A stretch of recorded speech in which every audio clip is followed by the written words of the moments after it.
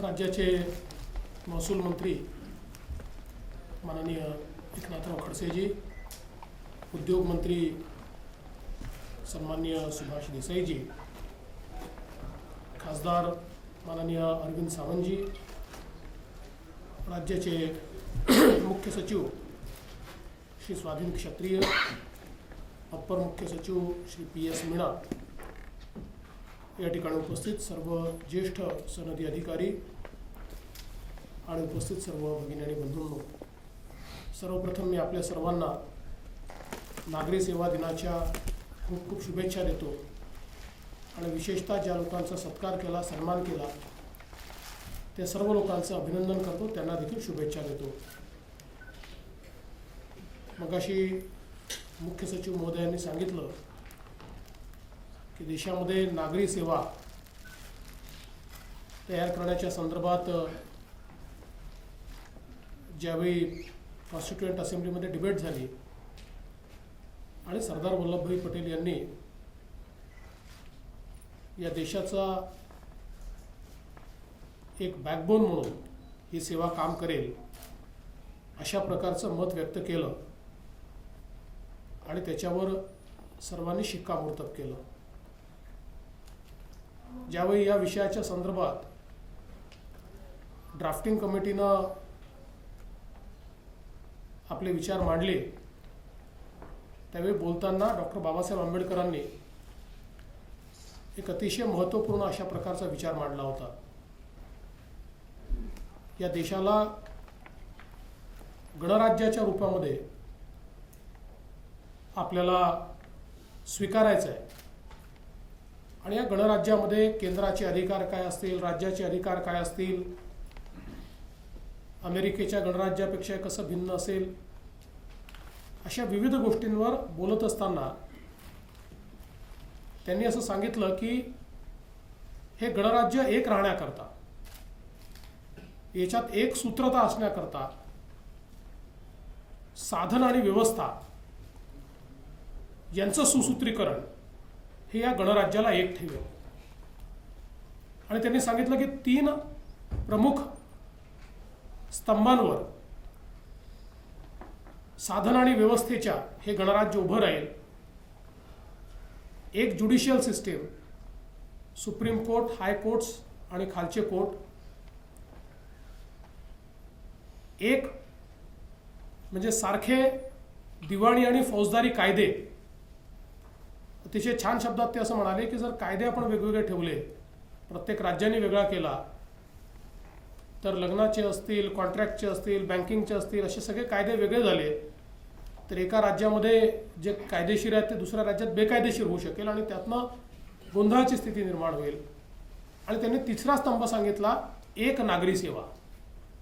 या 3 स्तंभांच्या आधारावर हे गणराज्य एक राहील असं त्यांनी त्या ठिकाणी सांगितलं. आणि आज 67-68 वर्षानंतर आपल्याला त्याची प्रचिती येते की जे गणराज्य आपण तयार केलं ते अतिशय मजबूतीनं एकसंघपणे, म्हणजे अनेक राष्ट्र गेल्या 25-30 वर्षात तुटताना जुडताना आपण बघितली, पण आपल्या राष्ट्रामध्ये मात्र कधीही ही परिस्थिती तयार झाली नाही. याचं कारण हे जे 3 स्तंभ त्यांनी तयार केले आणि ज्यातला एक प्रमुख स्तंभ त्यांनी सांगितलं की जी काही आमची एक नागरी सेवा आहे, ही एक नागरी सेवा या देशाचा कणा म्हणून त्या ठिकाणी काम करेल. आणि म्हणून मला असं वाटतं की हा जो काही विश्वास सरदार वल्लभभाई पटेल आणि डॉक्टर बाबासाहेब आंबेडकरांनी या नागरी सेवेवर दाखवला, आज अनेक वर्षाच्या अनुभवानंतर आपण हे निश्चितपणे म्हणू शकतो की आपण सगळ्यांनी त्यांनी दाखवलेला विश्वास त्या ठिकाणी सार्थ ठरवला आहे. आणि म्हणून आजच्या दिवसाचं विशेष महत्त्व आहे असं मी समजतो. गेले 1.5 वर्षापासनं राज्याचा मुख्यमंत्री म्हणून प्रशासन अतिशय जवळून बघत असताना एक गोष्टीवर माझा विश्वास आहे की प्रशासनाने प्रोएक्टिव्ह भूमिका घेतली. त्यांनी जर एखादी गोष्ट मनावर घेतली आणि ते जर कामाला लागले तर राज्य बदलायला 5 वर्षापेक्षा जास्त वेळ लागत नाही. आज आपण ज्या ज्या लोकांचा सत्कार केला त्या प्रत्येकाने आपण बघितलं असेल की 1-1.5 वर्षामध्ये किती पथदर्शी अशा प्रकारचं कार्य या ठिकाणी करून दाखवलं आहे. आमचे जिल्हाधिकारी असतील की ज्यांनी जलयुक्त शिवारचं कार्य असेल, मग ते सोलापूरमध्ये केलेलं कंपार्टमेंट बंडिंगचं काम असेल, किंवा आमच्या जिल्हाधिकारी लातूर यांनी या टंचाईच्या परिस्थितीत केलेलं काम असेल, बीड यांनी केलेलं काम असेल, उस्मानाबादमध्ये वेगवेगळ्या प्रकारचे घेतलेले इंटरव्हेन्शन्स त्या ठिकाणी असतील, नागपूर जिल्हाधिकाऱ्यांनी राबवलेली अभिनव NH योजना असेल, किंवा जिल्हाधिकारी अमरावती आज या ठिकाणी येऊ शकले नाहीत, एका कार्यक्रमामध्ये ते थांबले, पण त्या ठिकाणी त्यांनी तयार केलेली पाणंद रस्ते विकास योजना असेल, अशा वेगवेगळ्या योजनांच्या माध्यमातून आपले जिल्हाधिकारी नाशिक असतील, त्यांनी ज्या प्रकारे त्या ठिकाणी कुंभमेळ्याचं काम अतिशय कमी वेळामध्ये, म्हणजे एक मोठा चॅलेंज होता, पण ज्या प्रकारे त्यांनी तो करून दाखवला, त्यामुळे आपल्या कल्पकतेतनं आणि ज्यांची मी म्हणजे खरं तर आज मी 20-22 जिल्हाधिकारी असे आहेत की ज्यांनी प्रत्येकाने वेगवेगळं पथदर्शी जे काम केलं आहे त्याचा उल्लेख या ठिकाणी करू शकतो. आणि त्यातनं आज जलयुक्त शिवारसारखं मगाशी प्रभाकरराव देशमुखांनी मांडलं की एक देशाला या ठिकाणी एक नवीन विचार हा या निमित्ताने महाराष्ट्रानं दिला. आणि आपल्याला माहिती आहे की आपलं जलयुक्त शिवार आज राजस्थानने स्वीकारलं आहे, तेलंगणाने स्वीकारलेला आहे, आणि यावर्षी पाऊस पडल्यानंतर ज्यावेळी त्याचा फायदा हा लोकांना दिसेल त्यावेळी किती मोठ्या प्रमाणात त्याच्यामध्ये बदल होतोय हे आपल्या लक्षात येईल.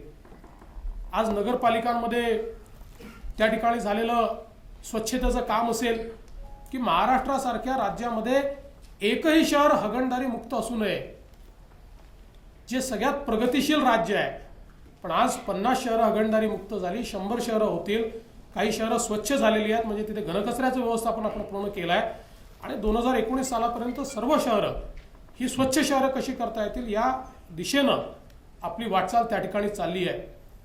आपल्या जिल्हा परिषदांमध्ये देखील उत्तम काम झालं. आज देशामध्ये शौचालय जी बांधण्यात आली त्यात सगळ्यात जास्त काम आज आपल्या पाणीपुरवठा स्वच्छता विभागाच्या माध्यमातून त्या ठिकाणी आपण मला असं वाटतं जवळजवळ 5000 गावांमध्ये खूप मोठ्या प्रमाणात ते काम या ठिकाणी करून खऱ्या अर्थानं निर्मल ग्राम, म्हणजे जे केवळ कागदोपत्री नाही तर त्या ठिकाणी सगळं व्हॅलिडेशन करून निर्मल ग्राम हे आपण त्या ठिकाणी एका वर्षात करू शकलो. आपल्या लेबर विभागाने अतिशय उल्लेखनीय कामगिरी त्या ठिकाणी केली, आणि सगळ्या गोष्टी या त्यांनी ऑनलाईन आणल्यानंतर 3-3 दिवसामध्ये लायसन्सेस मिळणं चालू झालं. एका वर्षामध्ये 4-4 लाख अशा प्रकारचे लायसन्सेस त्यांनी दिले. किंवा उद्योग विभागाने ईज ऑफ डुईंग बिझनेसमध्ये या ठिकाणी जे काम केलं, खरं म्हणजे इतक्या मोठ्या प्रमाणात हे काम ईज ऑफ डुईंग बिझनेसचं झालं की ज्याच्याने आज देशामध्ये महाराष्ट्राचं जे काही नाव आहे हे खूप प्रामुख्यानं या ठिकाणी घेतलं जात आहे. आणि म्हणून मला या ठिकाणी सांगायचं एवढंच आहे की एकेका विभागानं जे केलेलं काम आहे ते अतिशय चांगलं आहे. मी अनेक विभागांची नावं या ठिकाणी घेऊ शकणार नाही. आज आपले सरकारसारखं एक पोर्टल आपण तयार केलं, आणि त्यात राईट टू सर्व्हिस ॲक्ट याच्या अंतर्गत 14 लाख ॲप्लिकेशन आले, आणि त्यातल्या 13,56,000 ॲप्लिकेशन या इन टाईम आपण त्याचं लोकांना रिस्पॉन्ड करू शकलो. मला असं वाटतं की खरोखर अत्यंत मोठं काम हे या माध्यमातून आपण केलं आहे. पण हे सगळं करत असताना अजून खूप पुढे आपल्याला जायचं आहे. विशेषतः माझी अशी अपेक्षा आहे की IT चा बॅकबोन आपल्याला असा तयार करायचा आहे की महाराष्ट्रातल्या कुठल्याही नागरिकाला सरकारी कार्यालयामध्ये येण्याची आवश्यकताच पडायला नको. त्याला जे काही प्राप्त करून घ्यायचं आहे ते त्याला एकतर आपल्या सेतू केंद्रावर, संग्राम केंद्रावर, आणि नाहीतर त्याच्या मोबाईल ॲपवर, सगळ्या सेवा या मोबाईल ॲपवर आपल्याला त्या ठिकाणी आणायच्या आहेत. आणि मला हा विश्वास आहे की ज्या प्रकारे आज एका वर्षाच्या कालावधीमध्ये आपले सरकारने हे सगळं पुढे नेलं आहे, त्या माध्यमातून निश्चितपणे आपण हे सहजपणे करू शकू. आणि जी लोकाभिमुखता आहे, शेवटी जनतेच्या अपेक्षा आपल्याकडनं काय आहे?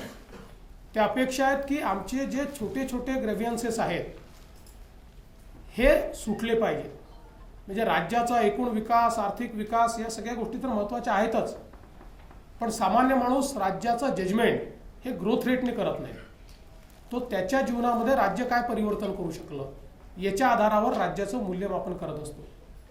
आणि म्हणून त्याला गतिशील आणि पूर्णपणे पारदर्शी अशा प्रकारचा कारभार जर आपण देऊ शकलो तर निश्चितपणे एक मोठं परिवर्तन हे आपण केलं आहे असं त्याला वाटेल.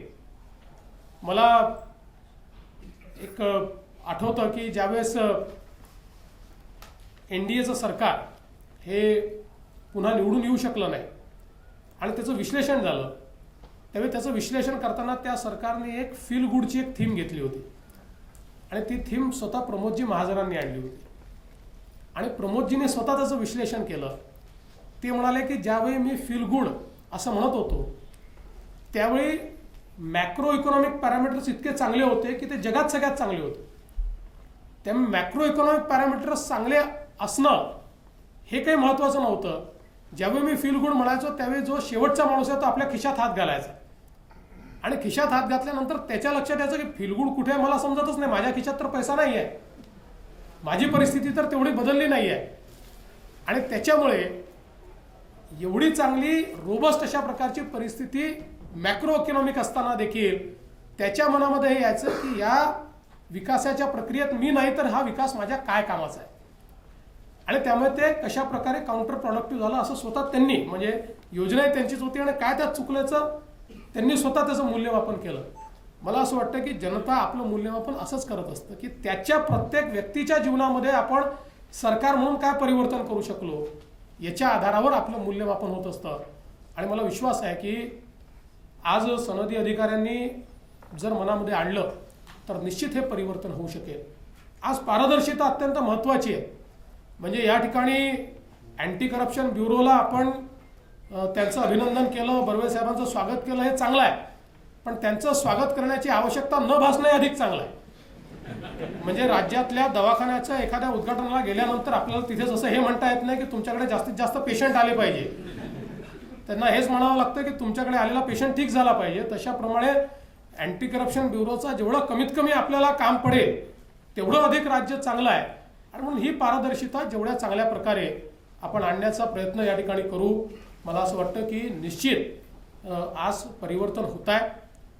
आज अनेक जिल्ह्यांमध्ये अतिशय भीषण दुष्काळाची अवस्था असताना, म्हणजे मला तर सगळ्यात मोठी भीती अशी होती की राज्याचा सगळा इतिहास बघत असताना ज्या ज्या वर्षी दुष्काळ पडतो त्या त्या वर्षी शेतकऱ्यांच्या आत्महत्या दुप्पट होतात. आणि त्यामुळे मी रोज त्याच्याकडे लक्ष ठेवून आहे.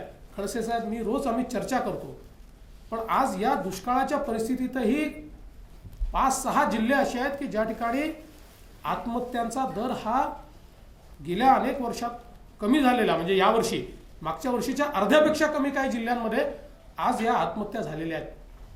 आता एकही झाली तरी आपल्याला ते काही भूषणावं नाहीच आहे, पण इतक्या भीषण दुष्काळाच्या परिस्थितीमध्ये जर गव्हर्नमेंटचं इंटरव्हेन्शन असलं तर ते गव्हर्नमेंटचं इंटरव्हेन्शन हे कागदोपत्री नसतात, त्याचे इफेक्टिव्ह रिझल्ट्स आपल्याला निश्चितपणे या ठिकाणी दिसू शकतात. आणि मला असं वाटतं मग यवतमाळ असेल, उस्मानाबाद असेल, बीड असेल, वर्धा असेल की ज्या ठिकाणी इफेक्टिव्हली आज आत्महत्या कमी होऊन राहिल्या. आणि म्हणून मला वाटतं की सगळे जे इंटरव्हेन्शन्स आहेत हे जर जमिनीवर उत्तम प्रकारे आपण त्या ठिकाणी आणले तर हे परिवर्तन शक्य आहे. मला विश्वास आहे की शेवटी आपल्या या सगळ्या लोकशाहीच्या प्रक्रियेमध्ये हे जे प्रशासन आहे हे आमचं उपकरण आहे. आम्ही नेहमी असं म्हणतो की लोकशाहीमध्ये एखादं पद मिळणं ते कशा करता, तर सामाजिक आर्थिक परिवर्तनाचं उपकरण म्हणून लोकशाहीकडे बघितलं पाहिजे. आणि या लोकशाहीचं उपकरण काय आहे? सामाजिक आर्थिक परिवर्तनाचं. सरकारचं उपकरण काय आहे? सरकारला जे सामाजिक आर्थिक परिवर्तन करायचं ते कोणाच्या भरोशावर होणार आहे? तर ते ही जी आमची प्रशासनिक सेवा आहे, ही जी आमची नागरी सेवा आहे, याच्या आधारावर हे सामाजिक आर्थिक परिवर्तनाचं उपकरण आहे. आणि हे उपकरण हे जर ब्रह्मास्त्रासारखं चाललं तर कितीही अडचणी असल्या तरी राज्य पुढे जाईल आणि मला तो विश्वास आहे. मी ज्यावेळेस अनेक लोकांचं काम पाहतो तर ते काम पाहून मी थक्क होतो की एवढं चांगलं काम हे कशा प्रकारे ही मंडळी करू शकतात.